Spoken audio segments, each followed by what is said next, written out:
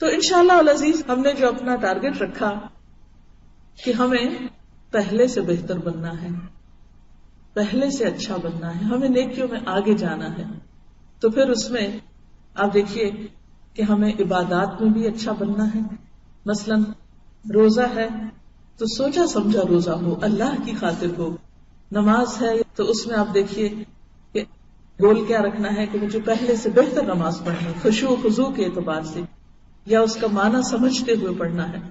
اندر سے مزید اچھا کیسے بننا ہے، اپنے دل میں اللہ کی اور محبت لانی ہے، اللہ تعالیٰ کے اوپر توکل کو بڑھانا ہے، یقین کو بڑھانا ہے، اعتماد کو بڑھانا ہے، اللہ کے خوف اور خشیت کو بڑھانا ہے. اور سب سے بڑھ کر یہ ہے کہ روزہ جو ہے وہ صبر اور ضبط نفس اور برداشت. تو اندر کیا لانا ہے، اندر میں آپ اسٹرانگ کیسے ہونا ہے، اپنے لیے ایک لفظ چن لیجیے اور وہ یہ ہے برداشت. یعنی پورا مہینہ آپ کو اپنی اندرونی حالت کی پریکٹس کرنے کے لیے برداشت کو اپنا موٹو بنانا ہے کہ مجھے برداشت کرنا، مجھے بھوک برداشت کر رہی ہوں تو مجھے دوسرے کی کڑوی کسیلی باتیں بھی برداشت کرنی ہے، مجھے اپنے غصے کو بھی کنٹرول کرنا ہے، مجھے اپنے فضول باتیں کرنے کی جو عادت ہے اس کو بھی کنٹرول کرنا ہے، زیادہ کثرت کلام کو بھی کنٹرول کرنا ہے. تو یہ جو سیلف کنٹرول ہے یہ ہوگا تو آپ بہتر انسان بن سکیں گے.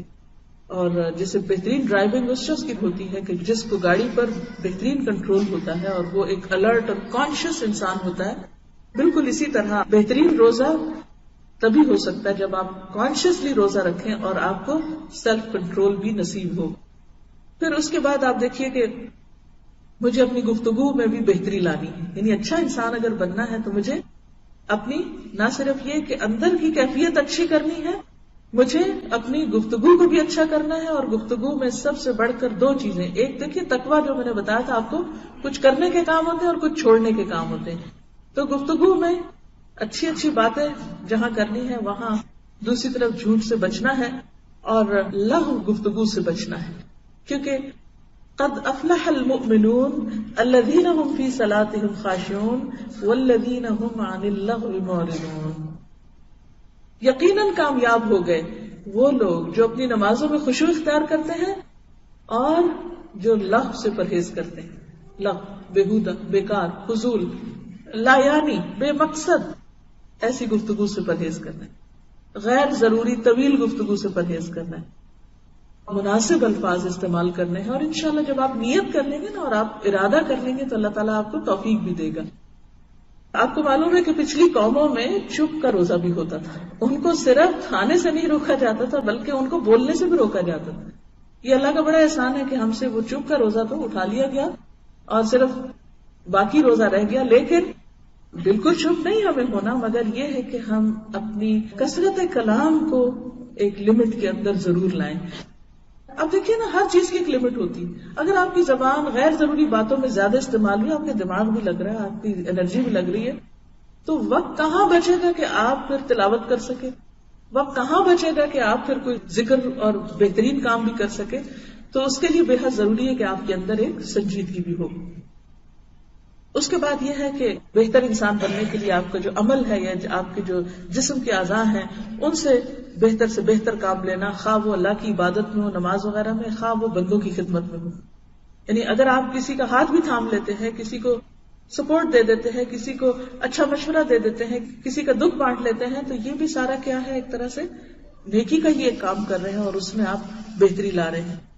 سیلف کنٹرول کی چونکہ ایک مشق ہے تو اپنی اس بات کی بھی کوئی پلاننگ کر لیں کہ میں نے رمضان میں مثلا جھوٹ سے بالکل پرہیز کرنا ہے، اور پھر رمضان کے بعد بھی میں آئندہ زندگی میں اب اس سے توبہ کرتی ہوں، کیونکہ قیامت کے دن سچے لوگوں کو ان کی سچائی فائدہ دے گی. ھذا یوم ینفع الصادقین صدقہم، یہ وہ دن ہے جس دن سچے لوگوں کو ان کی سچائی فائدہ دے گی. سچائی فائدہ دینے والی چیز ہے. اور ایک حدیث میں آتا ہے من لم يدع قول الزور والعمل به فليس لله حاجة ان يدع طعامه وشرابه، کہ جس نے روزہ رکھ کے بھی جھوٹ بولنا اور جھوٹ پر عمل کرنا نہ چھوڑا، اللہ کو اس بات کی کوئی ضرورت نہیں کہ وہ شخص کھانا پینا چھوڑ دے، بھوکا پیاسا رہے، کیونکہ اس کا روزہ پھر محض بھوک پیاس ہے. تو خاص طور پر ہم سب کو اخلاقیات میں سے جس چیز کی پریکٹس کرنی ہے اس میں نمبر 1 جھوٹ چھوڑنے کی بات ہے. تو ہم سب اگر اپنے ساتھ عہد کریں کہ اس رمضان میں کانشیسلی، اور اس میں آپ دیکھیے کہ بعض اوقات ہم بڑے بڑے جھوٹ نہیں بولتے مگر چھوٹی چھوٹی باتوں میں پرواہ نہیں کرتے. مثلا جھوٹ کی کون سی قسمیں ہیں جن سے عام طور پر ہم نہیں بچتے؟ مذاق میں جھوٹ. اچھے بھلے سمجھدار لوگ بعض اوقات مذاق میں جھوٹ بولتے ہیں، حالانکہ اس شخص کے لیے ہلاکت بتائی گئی جو مذاق میں جھوٹ بولے، یعنی پسندیدہ نہیں ہے. پھر اسی طرح آپ دیکھیے کہ ہم مبالغہ آرائی میں جھوٹ بول جاتے ہیں بعض اوقات. یعنی چھوٹی سی بات ہوتی ہے اس کو اتنا بڑا بنا کے دکھاتے ہیں، بات کچھ ہوتی ہے اس کو بالکل بدل کے کچھ اور بتاتے ہیں. یہ بھی جھوٹ کی قسمیں، ان سے بھی بچنے کی ضرورت ہے. جو چیز جتنی ہے اس کو اتنا ہی رکھیں، اس کو اس کی حد سے آگے نہ بڑھائیں، کیونکہ زیادتی کسی بھی چیز میں، چاہے وہ گفتگو میں ہو، چاہے وہ سچ اور جھوٹ کے درمیان کا جو حصہ ہے اس میں ہو، چاہے وہ بچوں سے ہو، وہ بھی پسندیدہ نہیں. کیونکہ مائیں خاص طور پر اس مشکل کا شکار ہوتی ہیں کہ بچے جب تنگ کرتے ہیں یا کسی خاص چیز کے لیے ضد کرتے ہیں یا کوئی خاص کام ان سے کرانا مقصود ہوتا ہے تو عموماً جھوٹ کا سہارا لیتی ہیں. یہ کرو گے تو میں تمہیں فلاں چیز لے کر دوں گی، جھوٹے وعدے کر لیتی ہیں بعض اوقات. ان سارے قسم کے جھوٹوں سے نکلنا ہے، کیونکہ سچا انسان جسے صدیق کہتے ہیں، صدیق انسان اسی وقت ہو سکتا ہے کہ جب ہر قسم کے جھوٹ سے باہر نکلے. حضرت مریم کی صفت جو تھی قرآن میں صدیقہ آئی ہے، وہ امہ صدیقہ، حضرت مسیح علیہ السلام کی والدہ کو صدیقہ کہا گیا. ابو بکر صدیق رضی اللہ تعالیٰ عنہ کے تو نام کے ساتھ یہ ٹائٹل لگ گیا کہ وہ صدیق تھے. حضرت عائشہ کے نام کے ساتھ لگ گیا. تو کیا ہم ان صراط الذین انعمت علیہم کی پیروی نہیں کریں گے؟ اور ہمیں اس کی بھی پلاننگ کرنا ہے کہ ہم کہاں کہاں اس مشکل کا شکار ہو جاتے ہیں اور اس کو ہمیں کس طرح کنٹرول کرنا ہے. پھر اسی طرح یہ ہے کہ خاص طور پر حرام سے بچنا ہے. حرام چاہے وہ گفتگو میں ہو، خواہ وہ کھانے میں ہو، خواہ وہ کسی بھی چیز میں ہو. مثلا گفتگو میں حرام صرف جھوٹ نہیں ہے بلکہ غیبت بھی ہے، چغلی بھی ہے، لڑائی جھگڑے کی باتیں، طعن و تشنیع بھی ہے کہ کسی کو بول کے تانا دینا کہ تم ایسے ہو ویسے ہو، لڑائی جھگڑا، گالی گلوچ، کیونکہ یہ سب کچھ روزے کے منافی ہے. اور نبی صلی اللہ علیہ وسلم نے خاص طور پر روزے کی حالت میں لڑائی جھگڑے اور گالی گلوچ سے منع کیا ہے کہ روزے کی حالت میں ایسا نہ کرو. اور اگر کوئی تمہیں گالی دے تو تم کیا کہو؟ انی امرؤ صائم، کہ میرا تو روزہ ہے. لیکن ہم میں سے کتنے لوگوں نے کبھی کسی کی لڑائی کا جواب اس سے دیا ہو کہ میرا تو روزہ ہے؟ آپ اتنا جملہ بولے تو صحیح سب لڑائی ختم ہو جائے گی کہ میرا تو روزہ ہے، میں تو جواب نہیں دے سکتا.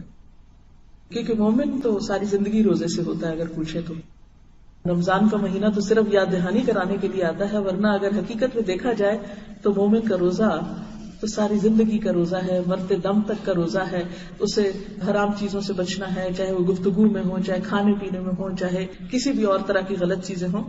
تو ان سب چیزوں کو ہمیں اپنے سامنے رکھ کے پلاننگ کر کے اور اوقات کو مقرر کر کے ہمیں کرنا ہے، کیونکہ اوقات مقرر کرنا جو ہے وہ بے حد ضروری ہے. اگر وقت مقرر نہ کیا تو بھی کام نہیں ہو سکتے.